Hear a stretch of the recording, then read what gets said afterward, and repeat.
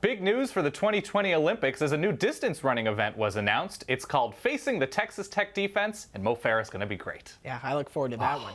An interesting naming controversy comes to college football as Syracuse students demand that their stadium be renamed to the Tackler Dome. Not sure that's going to do the trick. No, it's time to wake up, college football!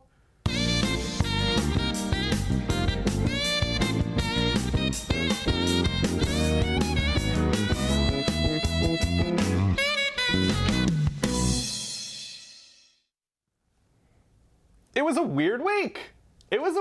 Sure. And I'm excited to talk about it. It's college football. They're all weird weeks. That's a fair point. No, when's the last time a college football weekend unfolded in the way that you're like, yep, all of that. I saw all of that coming. Yeah, absolutely. I definitely saw, yeah, right. 2007, week yep, one. That was the last time. This is true. Okay, so let's begin with the SEC. Okay. Because even though across the board it wasn't looking like it was going to be an exciting or intriguing week, it turned out, because of Tennessee and the way they started against Virginia Tech in an enormous NASCAR speedway, Arkansas going on the road, Arkansas unranked going on the road to play against TCU.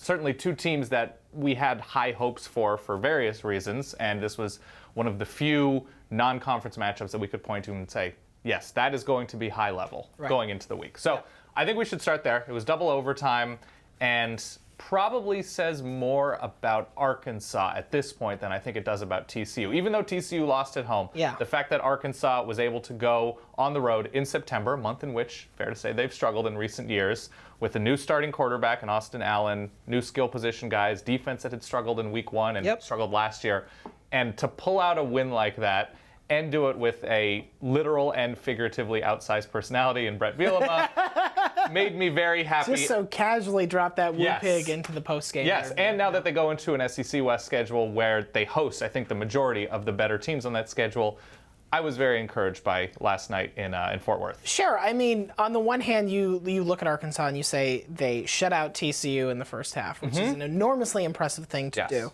And then they controlled so much of this game for like 3 1/8 quarters. They missed that short field goal with 11 minutes and change to go, up by 13.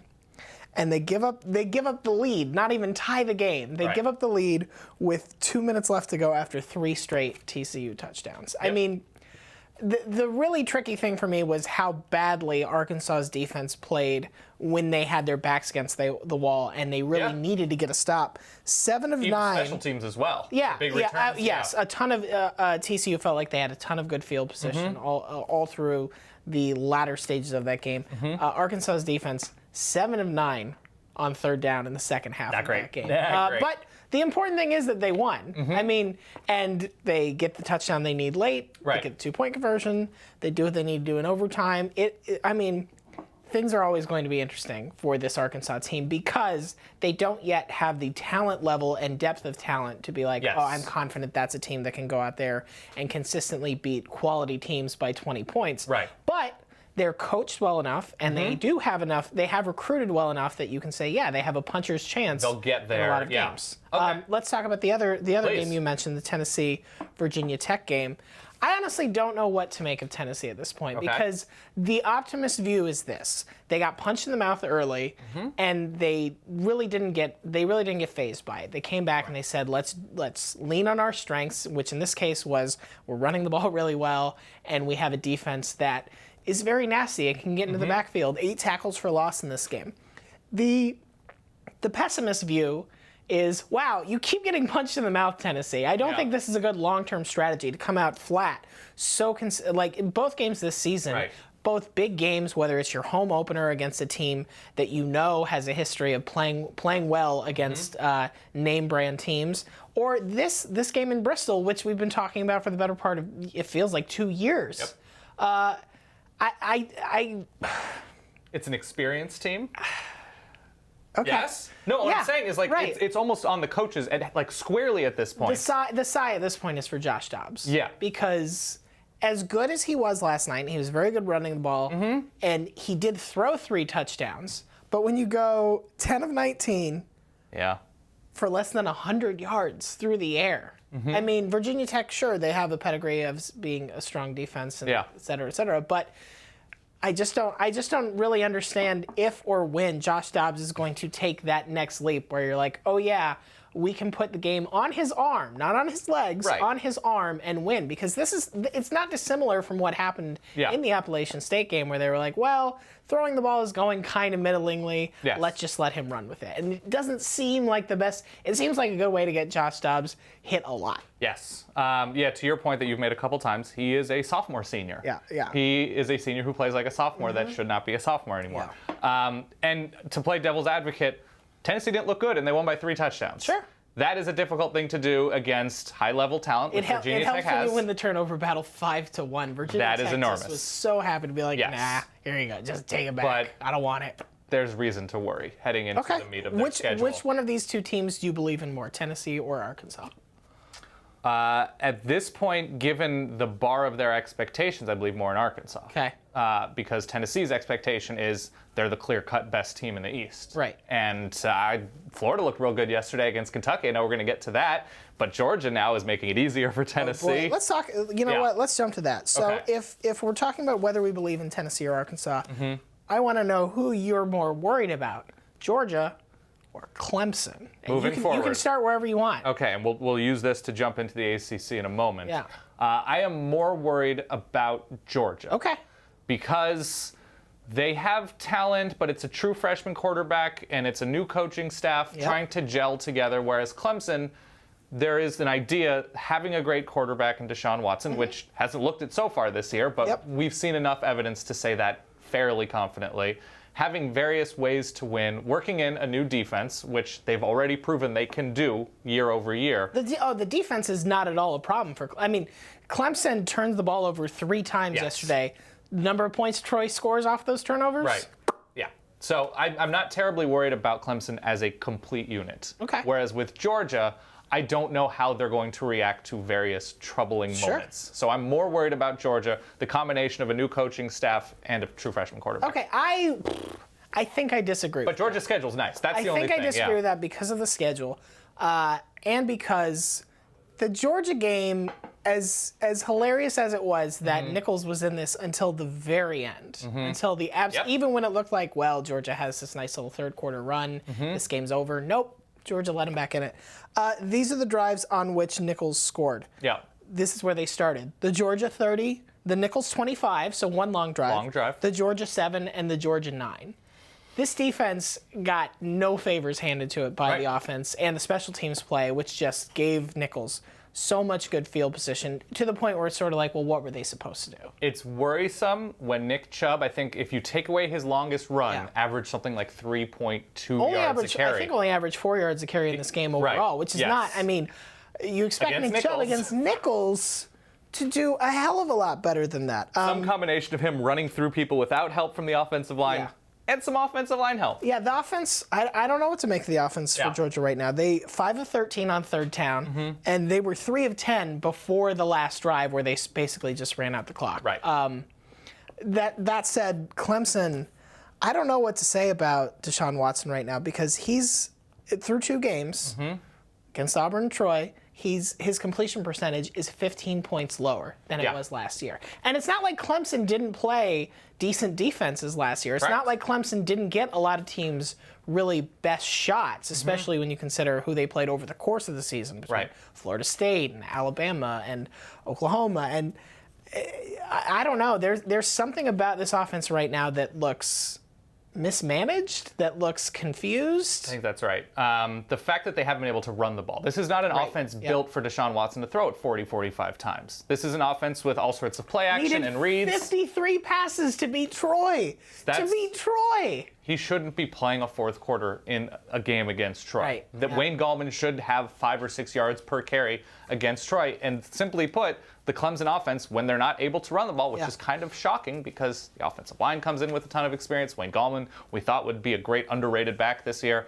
They just can't operate. They just can't stretch the field. It throws off any sort of rhythm, and then turning the ball over does not help at all either.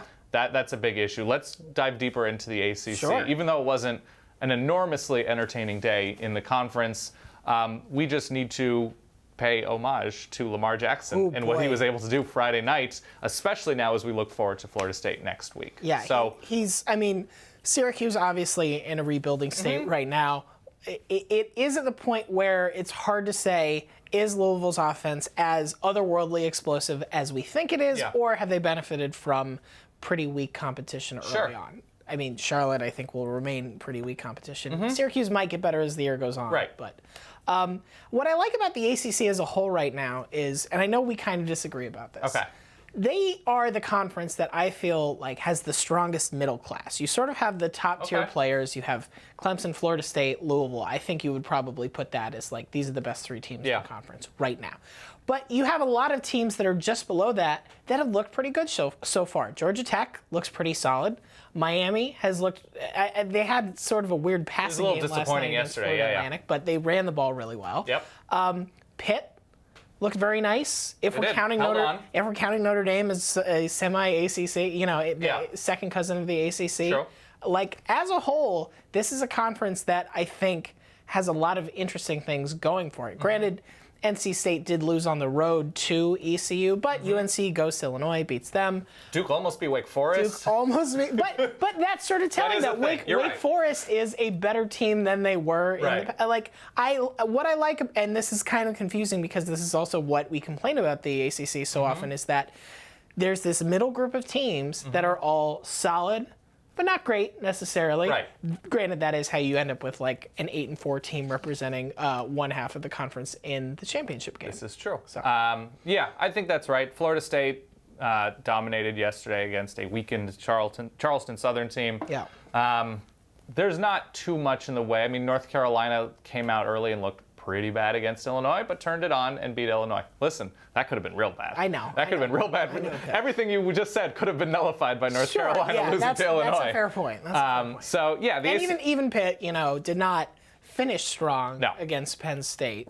But they survived. Based on how dominant that first half The fact that rivalry game. That Pitt-Penn State game. Not a rivalry. Was, what was it, 42-39? It was something like that. Yeah, it was a great game. Hey, offense showed up. That's something. Sure. That's something. Whatever let's go to the Big Ten because we seem to be in that neighborhood with Penn State anyway. You don't see a lot of middle-class teams. Granted, we're 2 weeks into the season. It's hard to tell. We haven't seen conference games by and large. But in the Big Ten, we have 2 teams, at least in terms of notoriety, at the top in Ohio State and Michigan that are blowing teams out. Yeah. And Ohio State has answered a number of questions, even against subpar competition, that they are dominating subpar competition. Bowling Green and Tulsa, especially on defense. I think they had 2 pick sixes yesterday. Curtis Samuel looks like an absurdly talented weapon on offense. And Michigan, they have a coach who eats his own boogers. I'm great with that. Not just any coach. Right. A Harbaugh. The Harbaugh, some would say. And the fact that he's in full-on step on the gas no matter what the situation, go for it on 4th down, up 40 against UCF.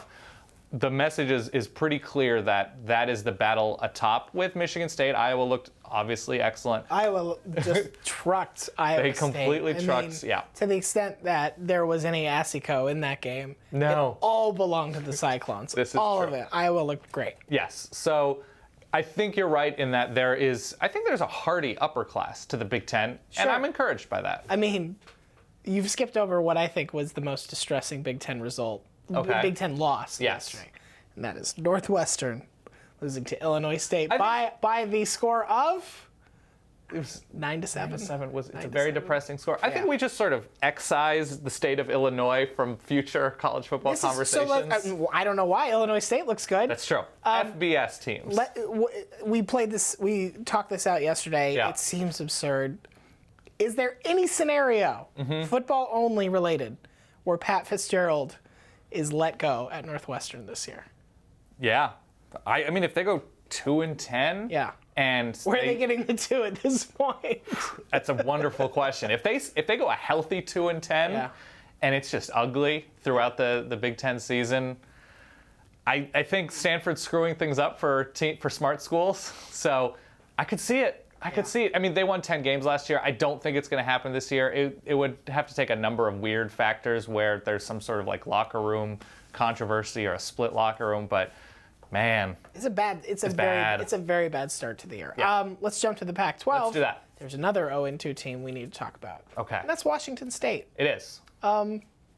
You have thoughts? You have feelings? Washington State is a team, not unlike Texas Tech in the Big 12, that has to win in a very specific way. And if they are not able to execute, or if teams are able to take away certain plays, or in the case of Washington State, if they are super duper sloppy penalty-wise, like they were against Boise State. And the fact that Ryan Finley, Brett Rippon, threw 3 picks. And granted, it did let Washington State back into that game, but Wazoo is unable to make big plays when it matters.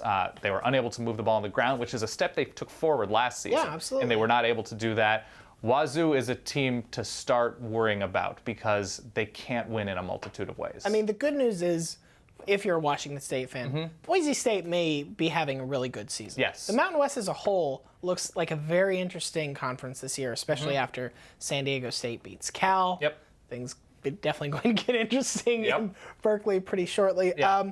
So you have that to hang your hat on. There's also the fact that Arizona barely survived Grambling. They did. I did not see that one coming. Brandon Dawkins at quarterback, At all. And really, you can really only say, like, well, Grambling probably wins this game if not for some key injuries during it, which is insane. Yeah. So that's another reason why I think the Pac-12 is one of these conferences that the middle class, the Arizonas, the Washington States, the schools that you're sort of like, okay, yeah, these are the schools that consistently can win, between 6 and 9 games, throw an upset here and there. They're not usually playing for the conference championship, but they are feisty. Like, they are on the struggle bus pretty hardcore right now. Yeah, against decent teams, Yeah. which not everybody in the Pac-12 has played. Yep. Washington has not played a decent team. Oregon, I would argue, has not played a decent team. Yeah. ASU looked like a very good half a team, giving up a ton to Texas Tech. Arizona does not look good. USC, and they had a nice score, I think it was 45-7 over Utah State. Max Brown looks like almost a second slower than he should be in figuring out the field. And Utah State is fine. They're decent. They've been pretty good. Right. But this is a team with such superior talent, and Max Brown looks a step behind, and that's worrisome. USC did what they had to do against, True. and granted, that's been a worry for USC teams in the past that haven't. The true test for them is going to come when they have to start facing the rest of the Pac-12 South, which mostly looks beatable, but also could punch you in the mouth. USC, I don't know. Yeah, We're the talking fact about a lot that of punching today. the fact that a lot of mouth punching. I don't know what's wrong. Ryan Nanny, Mouth puncher. Yeah, good job. Thanks. Good job. Hey, cheers. Utah's offense is kind of a struggle right now. UCLA's run defense against UNLV. Even though it didn't work, I love that so BYU went for 2. The play, I don't know what the play was because it didn't look like there was one. It sort of just looked like it fell apart completely. Yeah. But I love that they went for that. Yeah. Especially in a rivalry game. Like, just say, screw it, I'm all in and I have a terrible hand. So even if Kalani Sitake does not get plays like that to work, by going for 2 on the road, down 1 with a few seconds left, even if it gets you eventually fired, you have a lot of friends on the internet. I mean, you have a lot of people on the internet who like you. Your BYU going for the aggressive conversion is kind of your thing. Whoa! Were you sitting on that, or was that just... I don't have to reveal my secrets to you. Fine. Can we play a quick game? Please. This is a very mean game. If you're a Kentucky fan, I advise you to just, You're on a basketball recruiting message board anyway. Okay, there is that. Kentucky lost to Florida yesterday badly. Yes. Did not score a touchdown. Did not score at all until the fourth quarter. The game was well out of hand by then. There was a prolonged period of time where Florida's defensive backs had more catches than Kentucky's wide receivers. They are good defensive backs. To give you an idea of what this game looked like. So, that's 30 straight wins for the Gators over the Wildcats. So we're going to play a quick game called The Last Time Kentucky Beat Florida. Okay, so we're going back 30 years? 1986, correct. 1986, okay. November, that game was held. All right. Okay. Dan, we're going to start in football. Here we go. The last time Kentucky beat Florida, Miami was ranked first in the AP poll. Who was their quarterback? In 1986? Kosar? No, he was gone by then. I don't know. Vinny Testaverde. Oh! Vinny Testaverde. Dan, you like film. Yes. Sometimes. The last time Kentucky beat Florida, what movie was #1 at the box office? Had been for about 4 weeks, I believe. 3-4 weeks.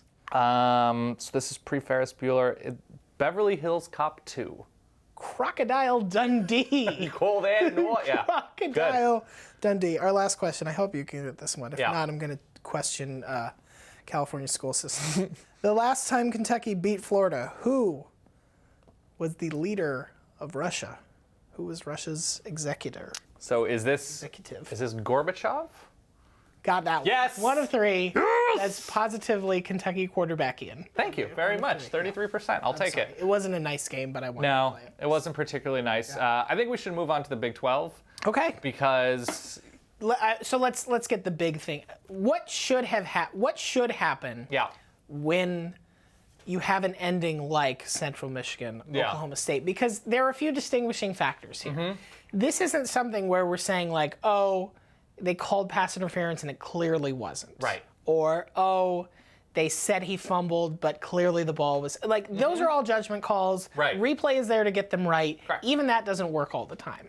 This is not a judgment call. This is Right. a rule being completely being wrongly applied Yeah. by the letter of the law. Letter of the law. It has nothing to do with, this isn't like, did Central Michigan snap the ball in time? Did he Right. push off? Did he go out of bounds before he caught this is just the rule was wrongly applied. Yep. This play never should have happened. Is there a case to be made that the result should be overturned and given to Oklahoma State? So we do not live in a world where it takes a long time to communicate with people. We do not live in a world where referees can't call up a central office. Based on my mother's complaints about how often I call her, she would disagree with Okay. me. But yeah. In the college football universe. That's true. I You can can call her call more her. often. I love you, Mom. This is not a situation in which a referee is on the sideline picking up a rotary phone like, give me Dallas! Right, and right. and then somebody in Dallas is like, let me look at the switchboard, let me look at the rule book. Here's section 4. Right. That's not the world we live in. On a big sliding ladder, Right. pulling out tomes. So we can live in a world in which a referee says, we are evaluating the situation, blah, blah, blah. The result in question does not stand yet, and then runs off the field to speak with somebody, or there's officials in the booth. There's everything. There are people available. Well, there were Big 12 replay officials Right. who also missed the opportunity to step in for the MAC referees and Right. say, hey, y'all got this wrong. The Yes. game should be done. Right.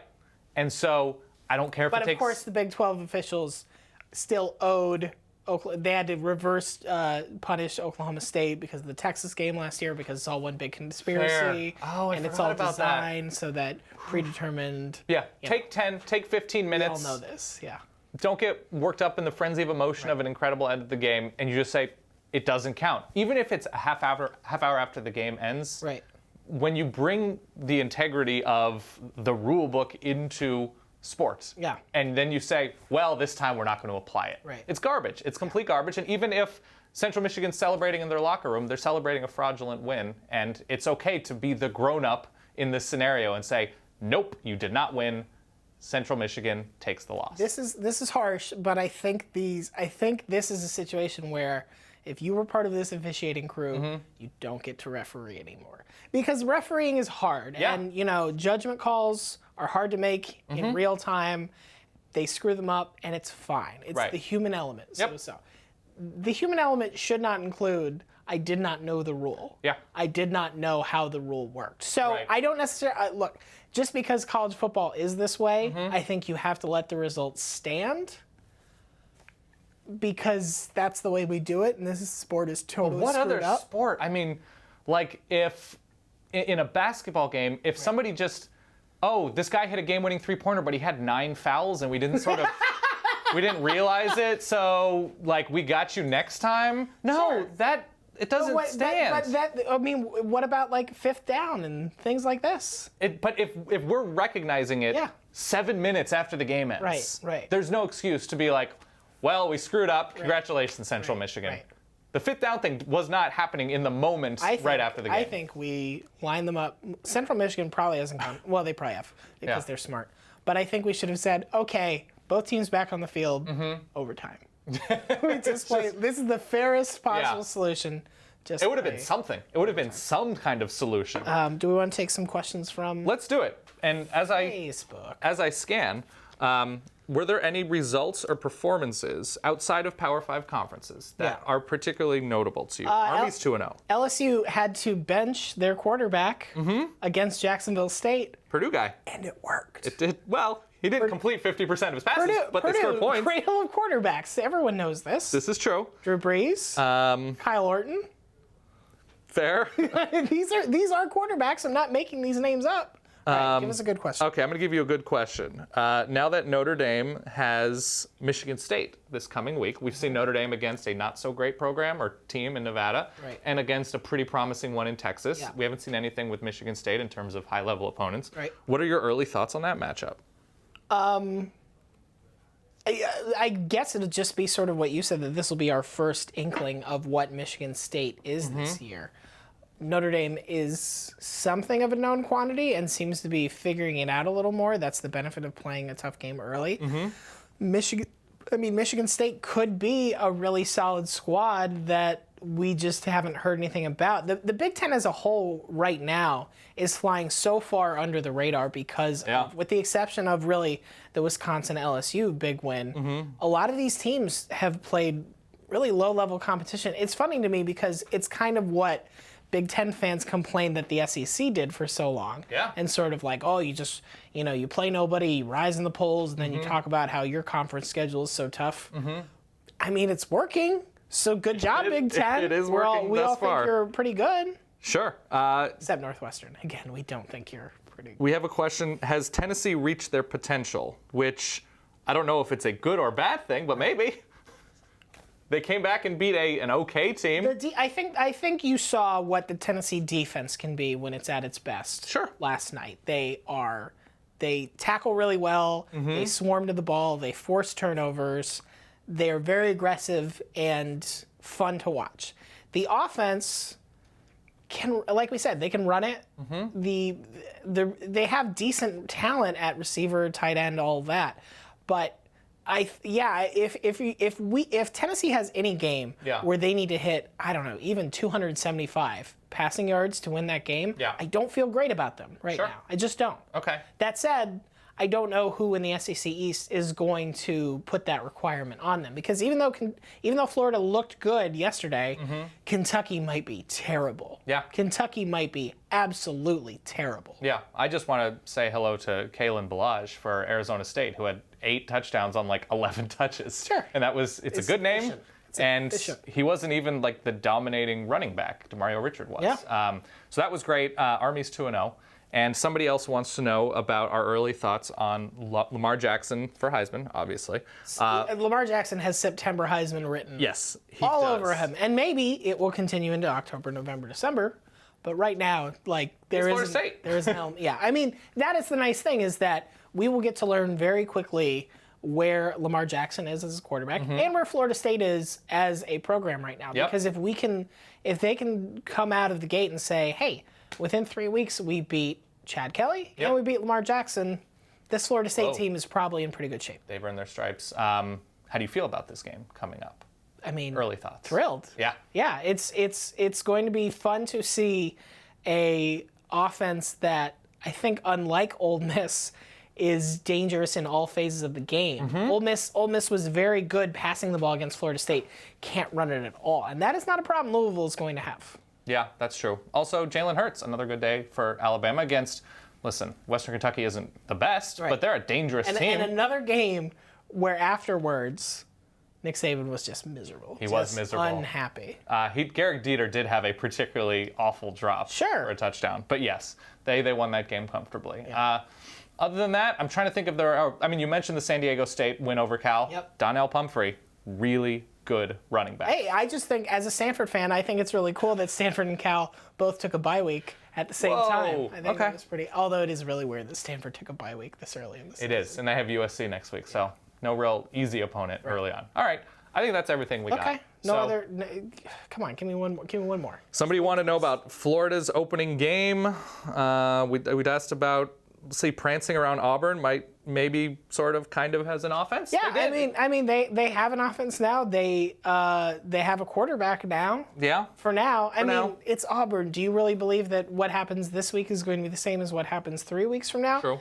I do like that the SEC West everybody who was panicked is like, all right, here you go. Here's a win. Just calm down. Mississippi State beating South Carolina. Your early thought on Ole Miss getting the hat trick against Alabama this coming week? I don't feel great about it. I don't feel great about it Mostly because if Nick Saban is being this negative in press conferences, I can only imagine how unpleasant team meetings and practices and all of that, the film sessions, all of that has to be. Like, Alabama players, I imagine, are living in fear of their lives. But in a healthy college football way. Here's my final question, because you actually probably have a thought about this. What level of confidence between 0 and 100 do you now have that Florida will go 9-3? Wow, that is so specific. So Luke Del Rio against Kentucky, maybe bad. Right. Looked okay. 9-3 on the nose or win 9 games? 9 games at a minimum. I will bump it to, I'll say I'm like 2/3 confident, 66%. Because in recent years, they have struggled to distance themselves from Kentucky. I understand. And now they have. I understand. Yeah, the fact that South Carolina, after beating Vanderbilt, really looks like a mess. Yep. Vanderbilt lost to South Carolina, so there's enough. The SEC East is still open enough that you feel like Florida should be able to maybe lose 2 games there. Okay. You hope that they can sort of split the LSU Florida State matchups, and I think like 66% sounds right. Man. The Danny Etling and Brandon Harris combination against Florida's secondary. Jacob Eason against Florida's secondary. Put them both in. Yeah. Josh Dobbs against Florida's secondary. Well, they don't throw the ball, so I don't see why that's going to be an issue. I mean, they threw it 19 times, 20 times, whatever it was. All right. I'm getting higher on Florida. How confident are you that Oregon is going to hold any opponent to under 150 yards rushing?